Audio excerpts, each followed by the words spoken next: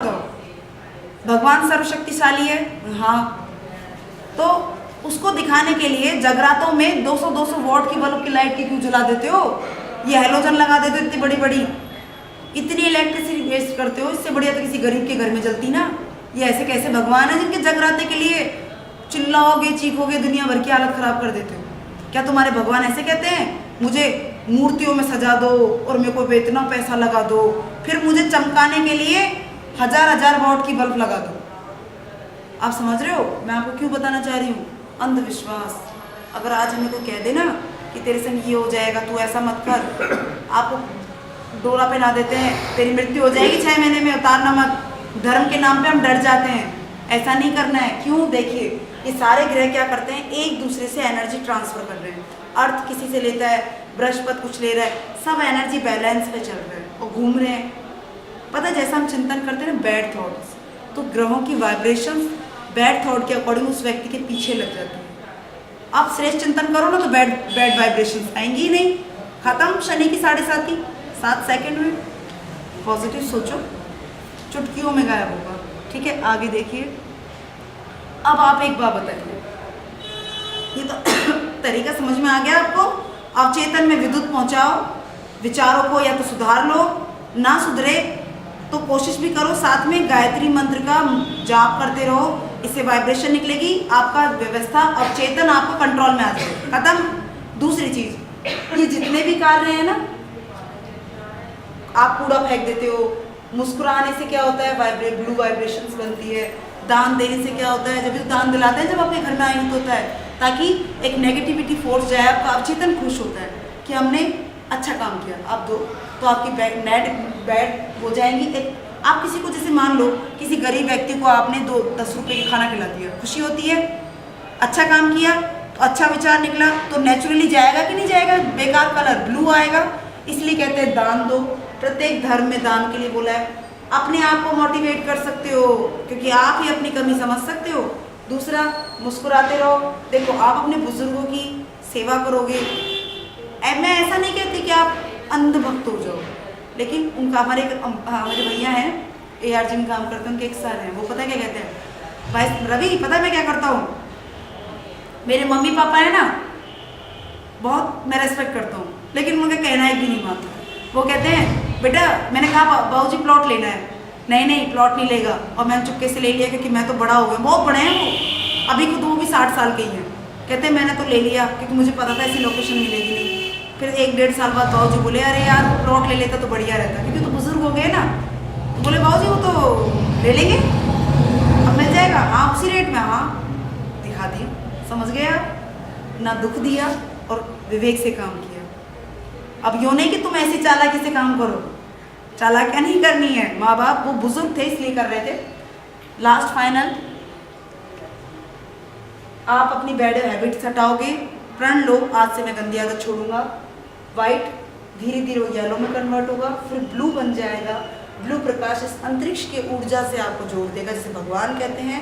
अवचेतन उसको जिस दिन पॉजिटिविटी में कैच करने लगेगा, आपका एक सकारात्मक चिंतन यथार्थ होता दिखेगा, उससे पूरे तरफ सकारात्मक होगा और आपके जीवन में परिवर्तन हो जाएगा।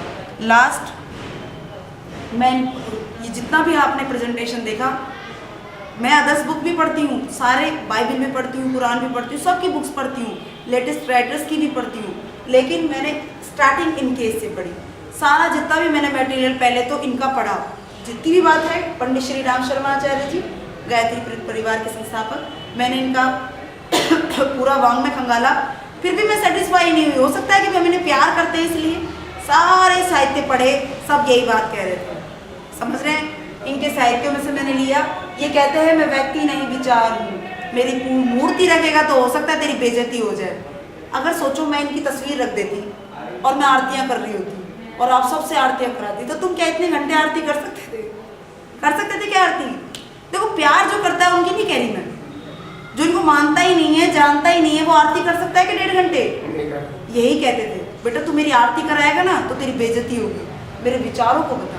सिर्फ ये विचार फैलाते थे। और ध्यान रखना, मैं इनको एडवर्टाइजमेंट नहीं कर रही हूँ, मैं ये समझाने की कोशिश कर रही हूँ, अगर मेरे विचार अच्छे लगे इनका भी पढ़ो। जहाँ भी आपको अच्छे विचार मिले ना, मैं तो सब पढ़ती हूँ, पता है कई बार क्या होता है, मुझे बुक नहीं मिलती ना, तो मैं बाहर से खाना खाती हूँ तो मुझे कागज़ की रैपिंग मिलती है, मुझे तो उसमें से विचार मिल जाता है, मैं तो वो भी ले लेती हूँ। कोई मेरी आलोचना करता है, मैं तो उसमें से भी अच्छा निकाल लेती हूँ। तो इससे क्या होता है, आपको फ़ायदा होता है। मैं तो बस इतना कह रही हूँ फिर भी विचार ना बने तो फाइनल एक तरीका है, गायत्री मंत्र बोलो, और सबसे अच्छी बात है स्वाध्याय करो, अच्छी अच्छी बुक्स पढ़ो, एक विचार बनता है, ब्लू प्रकाश बनता है, बहुत आपको नॉलेज मिलेगी। आपको बिलीव हो रहा है कि मुझे 8th में ABCD नहीं आती थी? बिलीव हो रहा है आपको? अच्छा, आपको बिलीव हो रहा है मैं 10th में by grace 3rd division pass हुई हूँ, और मैंने MA टॉप की है, PhD कंप्लीट होने वाला है मेरा। क्यों? मैं मेरी प्रशंसा नहीं कर रही, बता रही हूँ गायत्री मंत्र और पॉजिटिव थॉट ने मुझे आज यहाँ पहुँचा दिया। सारी जगह स्पीच देती हूँ, हिस्ट्री से हूँ मैं, आर्ट्स से, मुझे साइंस का S भी नहीं पता था, लेकिन आज साइंस की ऐसे डीप रिसर्च, बस एक बार बता दो कोई, मैं खोज करती रहती हूँ। गुरुदेव ने कोई वाक्य कहा, क्यों कहा? गुरुदेव कहते हैं तर्क वितर्क से मान मेरी बात। नालायक बच्चा है जो एज इट इज स्वीकार कर लेता है, बच्चा नहीं है तू मेरा। खोज करके निकाला। अब आप बताइए, क्या कोई भी बात ना मानने वाली थी? सारी बात व्यक्तित्व सुधारने की थी। तो बस यही कहना चाह रही हूँ, जीवन में अभी भी भविष्य में कोई बात मिले तो उन्हें सुधारो और ये करो। और लास्ट एक कहानी सुना के क्लोज कर देती हूँ, ठीक है? छोटी सी कहानी 2 मिनट की। एक बार आश्रम में बच्चे ऋषि पढ़ाकर भेज रहे थे, बेटा आप जाओ जीवन सुधारो, लेकिन मेरी 2 बात का ध्यान रखना, विश्वास और धैर्य। मेरी बातों में कहीं गलत नहीं है, क्योंकि मैंने शोध के आधार पर बताया है। कौन कह रहे हैं? ऋषि कह रहे हैं बच्चों से। लेकिन बेटा मेरी बात तभी फायदेमंद होगी जब विश्वास और धैर्य रखेगा। विश्वास किस पर? उन वाक्यों पर जो मैंने कहा, और धैर्य किस पर? अपने पर। ठीक है? अब बच्चे बोले हाँ गुरुजी ठीक है। अब गुरुजी ने सोचा टेस्ट तो ले लूँ, तो कहा बेटा ले ये टोकरी ले, बांस की टोकरी थी, पानी भर ला, आश्रम धोएंगे। भागे भागे बच्चे गए। अब आधे बच्चे सारे आ गए, गुरुदेव आपने टोकरी बेकार दी है, 6 है इसमें, लेकिन एक बच्चा नहीं गया। वो उसको विश्वास था किस पे? गुरुदेव पर। धैर्य किस पे था? कि गुरुजी ने कहा है तो ये काम होगा। उसने क्या करा? भरता रहा भरता रहा भरता रहा भरता रहा। सुबह से शाम हो गई। पता उस बांस की टोकरी में पानी भर गया। बांस की फील होती है, भर जाती है, और स्पेस पैक हो गया, तो पानी भरेगा कि नहीं भरेगा? भर गया। बस गुरुदेव यही देख रहे थे कि मुझ पर विश्वास करता है कि नहीं धैर्य। पहले हम ऋषि मुनियों की बातों में विश्वास नहीं करते ना आजकल, इसलिए इन्होंने विज्ञान से समझाना शुरू किया। अब तो यकीन हो रहा है सबकी बात ठीक है। बस हमें धैर्य और विश्वास रखना है। बात 100% सच्ची है। विश्वास अपने पे बनाना है, इन पे बनाना है, और धैर्य अपने पे रखना है। धन्यवाद।